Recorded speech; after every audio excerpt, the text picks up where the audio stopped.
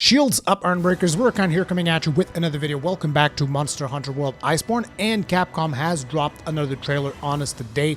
It is a really cool looking trailer. Lots of action, showcases a lot of different armor sets, a lot of different weapons, as well as a lot of the monsters that were confirmed up until this point, and one monster that is going to be making its return on Monster Hunter World Iceborne. Now, before I get into that, it is important to mention that if you guys want to avoid getting spoiled on any of this information, this is the time that you should click away, because I'm going to be talking about all of the monsters that were officially confirmed. I'm not going to be talking about anything that was leaked, only stuff that was officially confirmed through videos or developer diaries or interviews or whatever. And as a matter of fact, I might even miss a couple of things. So if you do end up watching the video and you see, hey, Rakan, you forgot this monster, make sure to mention that in the comment section down below, because it's a lot of stuff to keep tabs on, as you guys know. Anyway, up until this point, they've revealed a combined total of 10 monsters and 8 subspecies variants, whatever you want to call them. So that's like 18 combined monsters for Monster Hunter World Iceborne. And at this point in time, I kind of doubt that they're going to announce anything else, because we're so close to release that I just don't think it makes a lot of sense for them to reveal anything else. And also, please don't reveal anything else. I really still want to be surprised when I actually play through Monster Hunter World Iceborne. So please, Capcom, leave some surprises for us, which I know that there will be some surprises for sure. But I just feel like there was an ungodly amount of stuff revealed up until this point. I know not everybody agrees with me, so whatever. Anyway, let's get started. On the very first couple of trailers, one of the first monsters that we have to bring up is Biota. Now, he's kind of like a distant cousin of Juratodus, who was present in Monster Hunter World. He's the dude who slides in the mud. Most people barely even remember him at this point, most likely. Biota does kind of like the same thing, but in the snow, he not rolls around, but he kind of like surfs around the snow, goes under the snow, and then attacks you. He's got a couple of different moves to make him a little bit more unique. He feels like he's going to be like some kind of a snow monster to create snow-type weapons, or maybe even water, but I think he's more of a snow-type dude. It's been a while since I played the beta last time, which, by the way, beta tomorrow. Don't forget it. You're going to be able to play the beta again tomorrow. You're going to be able to fight Velkhana, and you can get a set of items for Iceborne if that is something that you're looking forward to. If, however, you don't want to do that, I completely understand why, because I myself would rather just experience everything when the actual game comes out. But anyway, Biota, one of the first ones to be revealed. Then we have Bambaru. Bambaru is one of the really cool looking monsters that is going to be coming with Iceborne. I really like the way Bambaru looks. I really like the way his armor looks. It's probably going to be one of the first armor sets that I'm going to be crafting, because it just looks hella good. Even if I end up not wearing it, I want to at least wear it for a little bit just to see what my character looks like on it. It's a really good looking armor set. I cannot emphasize that enough. And also the fight itself is pretty cool. He throws like boulders and trees at you. So Bambaru, really cool mob. And then we have Velkhana, which is the flagship monster. She's been shown, really often in pretty much every single trailer, being the flagship and all. It is an ice monster, from what I can tell. You're going to be able to fight her tomorrow. Remember that? And Velkhana pretty much reminds me of Zamtrios, how she can like freeze her extremities and just, the same way that Zamtrios did that in the previous Monster Hunter games. And it just looks like it's going to be a very interesting fight, which is why I wish the first time that I did it was in the final version of the game. But, it is what it is. So then they confirmed a returning monster in the Tigrex. And when they confirmed Tigrex, being it that he has a skeleton that is also used with 2 other monsters, everybody was instantly speculating that most likely we're going to see Naga Kouga and Biota, and lo and behold, those 2 were also confirmed. Or actually, no, Naga Kouga was confirmed before Tigrex, if I remember correctly. Like I said, the timeline is getting kind of crazy here, but yeah, we got Naga Kouga, Tigrex, and Biota. And even though they have a similar skeleton, anyone who's fought these 3 monsters in previous Monster Hunter World games, not previous Monster Hunter World, previous Monster Hunter games, you guys will know that they do behave quite differently. They each have their different move sets, and naturally they're all going to have different armor sets and all that stuff. And I personally can't wait to start hunting those bad boys down. Then we have one of the Fated 4 from Monster Hunter Generations, which is Glavineus.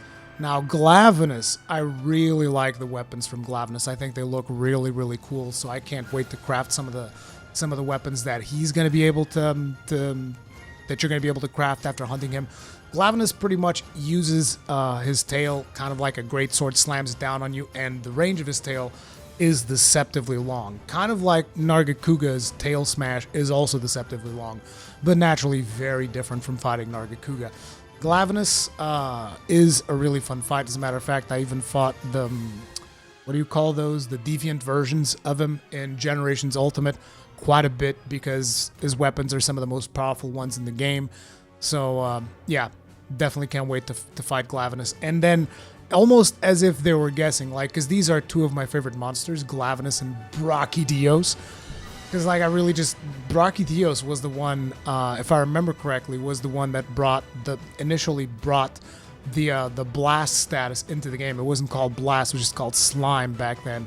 And Brachydios weapons were ridiculously powerful during Monster Hunter 3 Ultimate. It was just a complete beast mode. I had his gun lance, and it was just like a complete joy to play with that. So Brachy coming back, definitely want to craft his stuff. He's friggin' amazing, and it's just a really cool fight. He's a little slimy, punchy boy that is just going to completely pummel you down in the submission. You'll see if you've never fought this bad boy before. You guys will see what I'm talking about. Then we've also had the reveal of a brand new Elder Dragon in the form of Namiel, who's got like the 70/80 lights of the disco fever going on for her. She looks really, really cool. One of the things that people have told me in my comment section is that it's kind of like a reference to some of the really deep sea creatures, because they have like this bioluminescence to them, and that is kind of like a reference to that, which I always find impressive how a lot of people probably don't notice, but most of the monsters that are created in Monster Hunter, they have some kind of an actual real life basis. Like they'll pick two creatures that they find interesting and they'll kind of combine them and morph them into this monster. And that's just like a really cool detail. Stuff like, again, deep sea creatures, bioluminescence, and all that stuff being represented in this water-based Elder Dragon.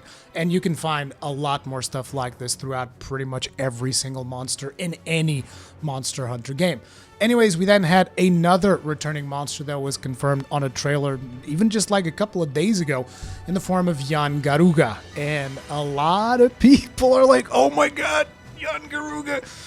Because he is a bit of a pain. He's a bit of a pain to fight, depending on how practiced you are at dealing with his antics. He charges at you a lot. He screams a lot. He's either charging at you or screaming at you and staggering you. So that's going to be interesting to see how people are going to be able to deal with that. And then finally today, we had another reveal in the form of Zinogre. And Zinogre... Man, I know that a lot of people really love Zinogre. He's not really my favorite monster. I'm going to be honest. I like a lot. I'm more of a Glavineus, Brachydios, like really brute strength beasts. And it's like, sure, Zinogre is strong as well. And he's got like the whole kind of like Super Saiyan thing going on where he starts howling, like charging up. And then when he charges up, he's just like complete, utter beast.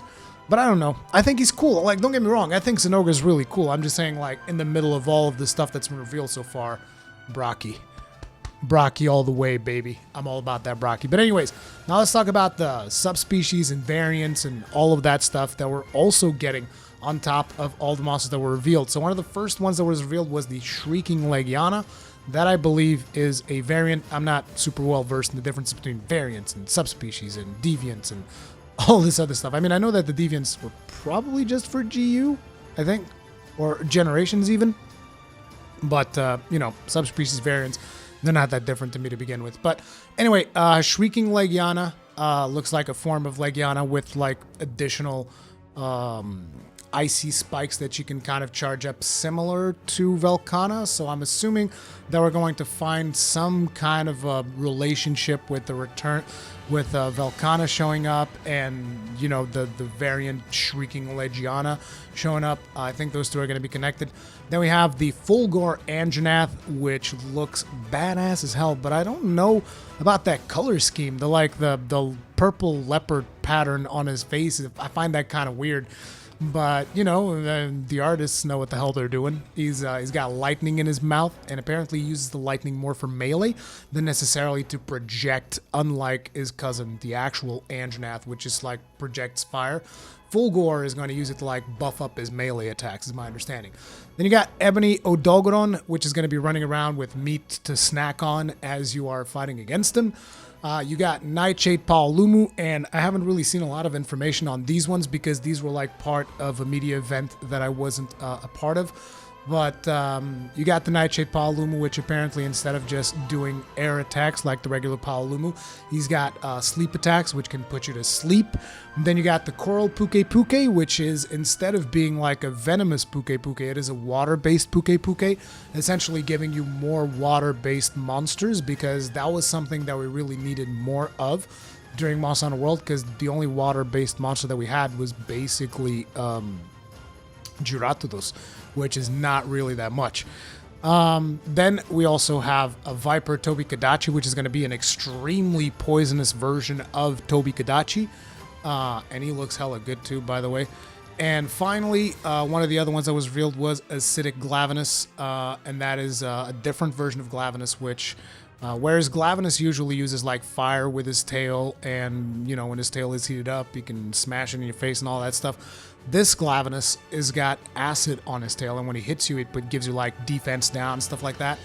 And also, he can sharpen up his tail and be a lot faster than the regular Glavineus, because whereas one of the comparisons that developers have made is like, well, if Glavineus's tail is like a greatsword, then the acidic Glavineus's tail, if he's able to sharpen it and remove the acid stuff, it becomes kind of like a longsword. It's much faster and much more precise.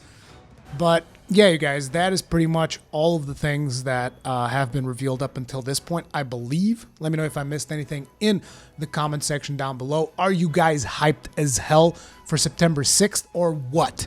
Again, also let me know in the comment section down below. Thank you all very much for watching this video. If you enjoyed it, hit the like button. If you did not enjoy it, hit the dislike button because feedback is important. The important thing is either like or dislike. Disliking is better than not doing anything. Basically, let's put it like that. And again, I really want to hear from you guys. How excited are you? What platform are you going to be playing on? All that stuff. Leave that in the comment section below. If you guys enjoy my content, subscribe, hit the bell notification icon, all of that good stuff. Stay strong, and may your shields never break.